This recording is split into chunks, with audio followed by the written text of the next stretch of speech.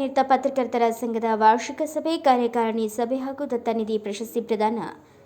ಕರ್ನಾಟಕ ಕಾರ್ಯನಿರತ ಪತ್ರಕರ್ತರ ಸಂಘ ಬೆಂಗಳೂರು ಹಾಗೂ ಕೊಪ್ಪಳ ಜಿಲ್ಲಾ ಸಂಘದ ನೇತೃತ್ವದಲ್ಲಿ ರವಿವಾರದಂದು ಭಾಗ್ಯನಗರದಲ್ಲಿರುವ ಪಾಣಗಂಟೆ ಹಾಗೂ ಕಟಾರಿ ಕಲ್ಯಾಣ ಮಂಟಪದಲ್ಲಿ ಸಂಭ್ರಮದಿಂದ ಜರುಗಿತು. ವಾರ್ಷಿಕ ಮಹಾಸಭೆಯ ನಡಾವಳಿಗಳ ಕುರಿತು ಹಾಗೂ ಮುಂಬರುವ ಪತ್ರಕರ್ತ ಸಂಘದ ಚುನಾವಣೆಗೆ ಸಂಬಂಧಿಸಿದಂತೆ ಹಲವು ವಿಷಯಗಳ ಕುರಿತು ರಾಜ್ಯಾಧ್ಯಕ್ಷ ಶಿವಾನಂದ ತಗಡೂರು ಹಾಗೂ ಕಾರ್ಯದರ್ಶಿ ಲೋಕೇಶ್ ಸಮಗ್ರ ಮಾಹಿತಿ ನೀಡಿದರು. ಹಾಗೆ ವಾರ್ಷಿಕ ಮಹಾಸಭೆಯ ವರದಿಯ ಪತ್ರಿಕೆಯನ್ನು ಬಿಡುಗಡೆಗೊಳಿಸಿ ಹಚ್ಚಲಾಯಿತು.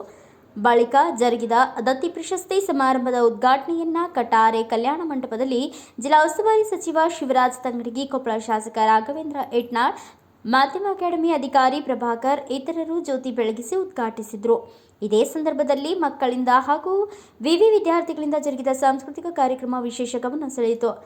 ಮಾಧ್ಯಮ ಸೇರಿದಂತೆ ಪತ್ರಿಕೋದ್ಯಮದಲ್ಲಿ ಸೇವೆ ಸಲ್ಲಿಸಿದ ಮಹನೀಯರಿಗೆ ದತ್ತಿ ಪ್ರಶಸ್ತಿ ಸನ್ಮಾನ ಮಾಡಿ ಗೌರವಿಸಲಾಯಿತು.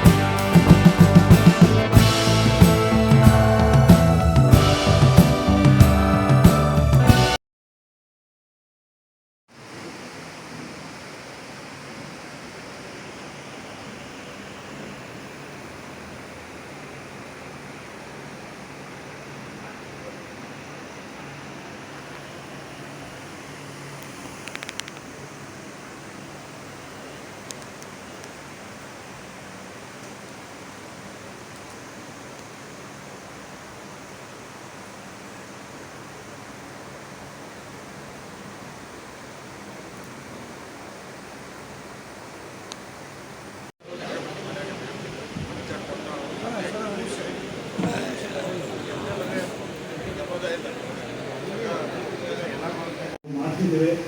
ರಿನೋವೇಷನ್ ಈಗಷ್ಟೇ ಮುಗಿದಿದೆ, ಇನ್ನೂ ಒಂದಷ್ಟು ಕೆಲಸ ಆಗೋದು ಬಾಕಿ ಇದೆ.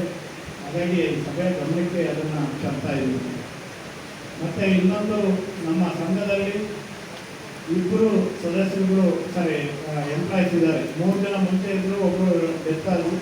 ನಂತರ ಈಗ ನಮಗೆ ಶ್ರೀಧರ್ ಮತ್ತು ಜಯಂತಿ ಇಬ್ಬರು ಈ ಕೆಲಸವನ್ನು ಮಾಡ್ತಾ ಇದ್ದಾರೆ. ವರ್ಕ್ ಲೋಡ್ ಜಾಸ್ತಿ ಆಗ್ತಾ ಇದೆ. ಮುಂಚೆ 3,000-4,000 ಮೆಂಬರ್ಶಿಪ್ ಇತ್ತು. ಈಗ ನಮ್ಮ ಸದಸ್ಯರ ಸಂಖ್ಯೆ ನಾವೆಷ್ಟೇ ಬೇಡ ಅಂದರೂ ಕೂಡ 9,000 ದಾಟಿ 10,000 ಹತ್ತತ್ರ ಇದೆ. ಅದು ಯಾವ ಕಾರಣಕ್ಕಾಗಿ ಅಂತ ನೀವೇ ಹೇಳಬೇಕು. ಈ ಸಂಘದ TRP ಆ ಲೆವೆಲಿಗೆ ನೀವೇ ತಗೊಂಡೋಗಿದ್ದೀರ. ಈ ಸಂಘವನ್ನು ಆ ಎತ್ತರಕ್ಕೆ ತಗೊಂಡೋಗಿದ್ದೀವಿ. ನಿಮ್ಮೆಲ್ಲರಿಗೆ ಅಭಿನಂದನೆಗಳು. ಹಾಗೆ ಇದುವರೆಗೆ ನಮ್ಮ ಮಹಿಳಾದಲ್ಲಿ ಇರುವಂಥದ್ದು 3 ವರ್ಷಗಳ ಅವಧಿ. ಆ ಅವಧಿ ಮುಗಿತಾ ಬಂದಿದೆ.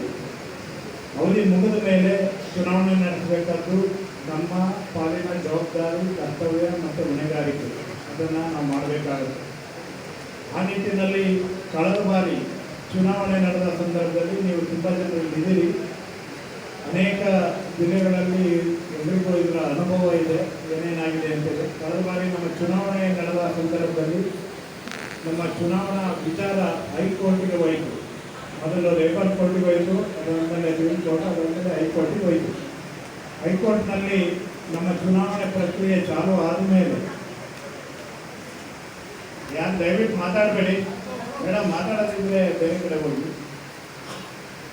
ಇದು ಚುನಾವಣೆ ವಿಚಾರ ಹೈಕೋರ್ಟ್ಗೆ ಹೋದ ಇದು, ಏಕೆಂದರೆ ಗಂಭೀರವಾದ ವಿಚಾರ, ಎಲ್ಲರೂ ಕೇಳಿಸ್ಕೋಬೇಕಾದಂಥದ್ದು. ಮತ್ತು ನಿಮ್ಮ ಜಿಲ್ಲೆಗಳಲ್ಲಿ ಈ ಸಮಸ್ಯೆಗಳು ಬರ್ಬೋದು, ಅದನ್ನು ರಾಜ್ಯ ಸಂಘಕ್ಕೂ ಕೂಡ ಕಡಿಮೆ ಮಾಡಬೇಕಾದ ನಿಮ್ಮ ಜವಾಬ್ದಾರಿ. ಹಾಗಾಗಿ ಕಳೆದ ಬಾರಿ ಇದು ಹೈಕೋರ್ಟ್ಗೆ ಹೋದ ಸಂದರ್ಭದಲ್ಲಿ ಇದರ ಪಿಟಿಷನ್ದಾರರು 6 ಜನರಿದ್ದು ಅವರು ಯಾರ್ಯಾರು ಅಂತೇಳಿ ನಿಮಗೆ ಗೊತ್ತಿದೆ. ಅವರು ಹೈಕೋರ್ಟ್ಗೆ ಹಾಕಿದ್ರು. ಈ ಚುನಾವಣೆ ಸರಿಯಾಗಿ ನಡೆದಿಲ್ಲ, ಗೋಸ್ಟ್ ವೋಟರ್ಸ್ ಇದ್ದಾರೆ ಇದರೊಳಗಡೆ, ಸರಿಯಾಗಿ ಮೆಂಬರ್ಶಿಪ್ ಪ್ರಕ್ರಿಯೆ ತಾಲೂಕು ಮಟ್ಟದಲ್ಲಿ ಆಗ್ತಾ ಇಲ್ಲ, ಜಿಲ್ಲಾ ಮಟ್ಟದಲ್ಲಿ ಕೂಡ ಸರಿಯಾಗಿ ಪ್ರಕ್ರಿಯೆ ಆಗಿಲ್ಲ, ಮತ್ತೋ ಇಚ್ಛೆ ಮೆಂಬರ್ಶಿಪ್ಗಳನ್ನು ಕೊಟ್ಟಿದ್ದಾರೆ. ಯಾರ್ಯಾರು ಪತ್ರಕರ್ತರು ಅಲ್ಲದೆ ಇರುವವರಿಗೆ ಮೆಂಬರ್ಶಿಪ್ಪನ್ನು ಕೊಟ್ಟಿದ್ದಾರೆ. ಈ ಥರದ್ದೆಲ್ಲ ಅನೇಕ ವಿಷಯಗಳು ಅದರೊಳಗಡೆ ಇತ್ತು. ಹಾಗಾಗಿ ಗೋಸ್ಟ್ ವೋಟರ್ಸ್ ಅನ್ನುವಂಥ ಶಬ್ದವನ್ನು ಬಳಸಿ ಈ ಚುನಾವಣೆಯನ್ನು ಅಮಾನ್ಯ ಮಾಡಬೇಕು, ರದ್ದು ಮಾಡಬೇಕು ಅಂತೇಳಿ ಹೈಕೋರ್ಟ್ಗೆ ನಮ್ಮ ಎದುರುದಾರರು ಹೋಗಿದ್ದರು.